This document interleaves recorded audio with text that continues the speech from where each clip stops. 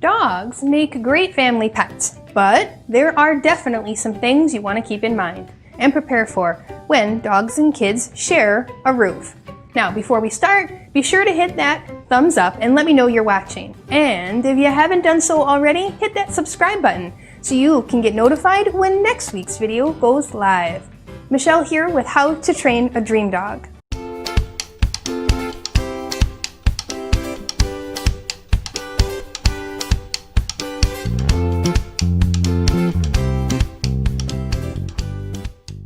Let's get right to it. Here are 11 tips that I want to share with you when it comes to adding a new puppy to your home. And when you already have kids, or maybe you want to start a family in the future. Let's first talk about the puppy introduction. Now, all too often, I see videos on social media of the big reveal or the big surprise gift of a puppy for the kids. Now, a new puppy should not be a surprise. I know this sounds like I'm being a big meanie, but hear me out. And often the kids are so excited to receive a puppy that they scream and they squeal and they cry and they race around and overwhelm the puppy within the first few minutes of meeting the new family members of its family. Now, we should never encourage our kids to do this with a brand new baby that just came home from the hospital, so let's avoid this kind of interaction with a puppy too. Now, it really can cause fear and anxiety in a new puppy. This leads to unwanted behaviors from your puppy as well. There shouldn't be any squealing, and the kids really should be prepared ahead of time for what to expect. Puppies should not really be gifts for children. Kids, especially those under 10, tend to move sporadically. They race around and they give mixed messages with their body language, and their attention span is pretty short too. So they don't really want to give the puppy the right attention in a very productive way. These are all the things that can be very overwhelming for your new puppy. Now, besides, most kids do not understand the complexity of caring for a puppy. There's a lot of preparation and learning of how the animal mind works. Now, that first week home, there's a ton going on, and the puppy needs an adjustment period, plus a consistent schedule. I talk more about what to expect the first week here in this video. Now, number 2, let's talk about keeping the puppy safe from the kids. Most people don't realize how much a puppy bites, and they do for several months as they go through the teething stage. We can manage the behavior, but there isn't a quick fix or one magic thing we can do to stop the behavior. Kids also tend to be a little rough with puppies as they don't understand how to properly interact with them, or that they really shouldn't be picking the puppy up off the ground. This is because kids don't always know where to place their hands or how to securely hold a puppy, so it isn't dangling or it doesn't get dropped. Now, many kids just don't have the physical strength to lift a puppy, let alone hold them in a proper restraint or carry position. The more negative association a puppy makes with incorrectly being picked up or even interacted with, the more nippy a puppy can become. Now, kids tend to encourage puppies to run and jump before they're physically ready as well. Now, what I mean by this is that even though your puppy may be able to run and jump, this doesn't mean that they should be allowed to do so. This is because their growth plates aren't fully developed until they're closer to a year, or even older for the larger dogs. You can learn more about growth plates in this video here. Now, kids run after puppies, which actually triggers the instinct to run away from us instead of come near us when we call come. We cover recall or the come command games in great detail because they're so important inside the 30 Day to Puppy Perfection course I offer. Now, one of the skills we work on is always getting our puppy to come running towards us, not the other way around. Kids tend to leave their toys laying around as well, and then they get upset when the puppy destroys their belongings. Now, puppies can also ingest small toys like Legos or even de-stuff stuffed animals, and these things can cause blockages. Now, recently I saw a post come through one of our student-only Facebook groups where a puppy had eaten a pacifier that was dropped by the toddler. The owners had to spend about, I think it was about $2,000 to have it surgically removed because it had become a blockage in the puppy's system. So, it's very important to keep our puppy safe from the kids and all their toys, as well as anything else you may have left laying around the house. This is one reason why we limit the puppy's space to one room at a time until they have earned access to another room by proving they are trustworthy. This means no chewing or eating things they shouldn't, and no accidents in the home either. All right, on to the next one, number 3. Now we also have to keep the kids safe from the puppy. I see way too many kids invading a dog's personal space and taking puppy toys and putting their hands in puppy's food and sitting too close to a dog when they're chewing on a high-value toy or bone. We have to teach our kids to be an inviter, not an invader. Most common injury to kids is due to a puppy being startled, disturbed, especially when it wasn't expecting any sort of interaction because their space was invaded too quickly. We want to encourage kids to invite the puppy into their space and teach kids not to invade a puppy's personal space. We need to teach our kids not to bother puppy when it's eating or sleeping. I've heard the old school thoughts on getting a puppy to accept a hand in its food bowl, and I ask you, how would you feel if you were eating dinner and someone came and took your food away or put their hands all up in it? Can we teach puppies to accept people approaching their food? Absolutely, and you should. We don't want to create resource guarding, but we don't go about teaching this by sticking our hands in their food bowls. We do work on this through training games and techniques to teach the puppy to remain calm when a human approaches. The more you take food bowls away or stick your hands in it, the more protective your pup will become of that food. That's an accident waiting to happen. Now, we don't want the kids to get hurt, so until other training has commenced and things like impulse control have been worked on, discourage the kids from invading your puppy's space. All right, number 4, a word about some resource guarding. Now, puppies might become possessive of food or toys. What does it mean when they growl?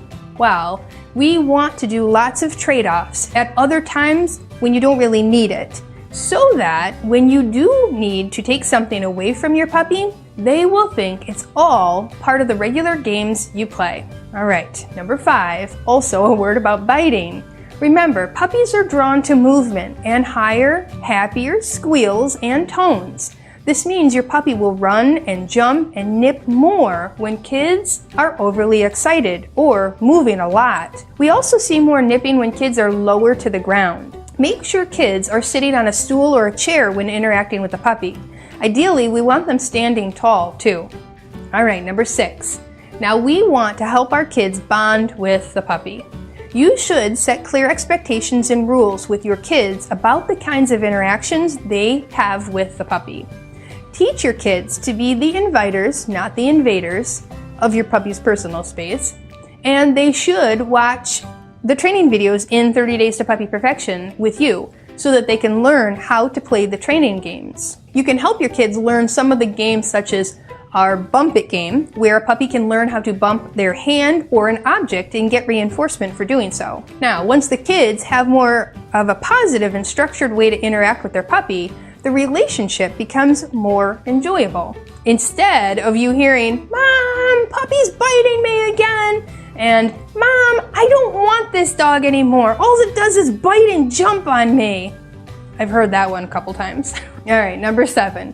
If you really have little ones, such as those under 5 years of age, keeping very young children and puppies apart is crucial.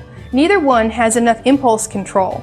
They should not be together until they are taught how to interact, or you can watch both of them like a hawk. Allowing puppies and very young kids to interact without supervision can lead to a puppy pulling down a child and playfully attacking them. Puppy doesn't know that the kids don't like this. They see it as great fun since kids are moving and screaming. Remember, when litter mates play together, they jump on each other, they roll around together, and they nip and they bite each other. All right, number 8. You need to train your pup to have good manners with children.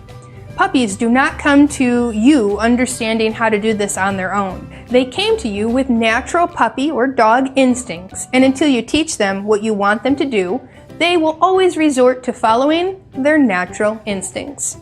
Now, puppies don't have very good impulse control, just like toddlers. They see something and they go for it. We can change up their thought process so they think before they react, but this takes training and time and maturity as your puppy develops. Since your puppy doesn't understand commands until you first teach them the correct behaviors, you will need to pair that word with the behavior several times before it eventually becomes the command. We want to make sure that kids don't over-communicate with their puppy. This means tell the kids not to repeat commands like come and leave it, especially if the puppy doesn't know what those words mean. The more they are spoken without the results that you're looking for, the more the puppy learns the wrong word association. Now, in order to work on puppy manners, we also need to work on puppy naps. Just like kids who get overtired and then cranky, our puppy also needs several naps throughout the day, in their crate with the crate covered. This helps them decompress and relax instead of get cranky and overtired. Now, before I share my last 3 tips, be sure to hit that subscribe button so you get notified when next week's video goes out. Alright, number 9, keep expectations in mind. Young pups and young kids are both limited in their development, and it's important to keep both of them with realistic expectations. Now, I want you to watch this video here all about puppy expectations so that you can get a true sense of what you can expect from your puppy based on their age. We often expect way more than our puppy is ready for or can handle. We do need to lower our expectations and then raise them again when the time is right. Now, sometimes new puppy owners expect something that just isn't realistic because their puppy has breed characteristics that just won't go away. It would be like trying to remove our DNA out of our system. It just can't happen. This is why we always encourage everyone to research ahead of time before bringing home a new puppy. Which leads me to number 10. Do your research with breeds. Choose a pet that will fit into your family and lifestyle. Now, you can peek here if you haven't picked a breed yet and you're not sure which breed to consider. Alright, number 11. You'll want to consider this. If you're not up to the task and the time it takes to train a puppy, consider adopting an older dog. Older dogs can learn new tricks, and you can skip through that whole rough puppy stage too. Puppies really are a lot of work, just like having a baby in the house. The first year of puppy ownership can feel like a roller coaster. They need to learn schedules and routines and words and potty training. Oh, the list goes on and on. Think about it this way. When your child was born, they didn't come out potty trained, they weren't able to understand what words mean or how to have good manners. All these things are taught to your child, right? Now, our puppies also aren't born potty trained or understanding words or commands, and they don't know how to have good manners until they are taught to do so.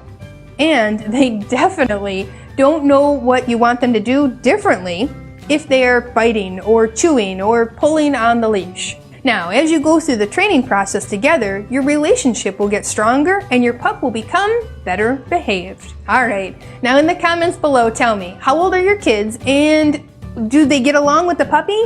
Do you have to teach your kids how to have better interactions with your puppy? Or do you have to teach your puppy how to have better interactions with your kids?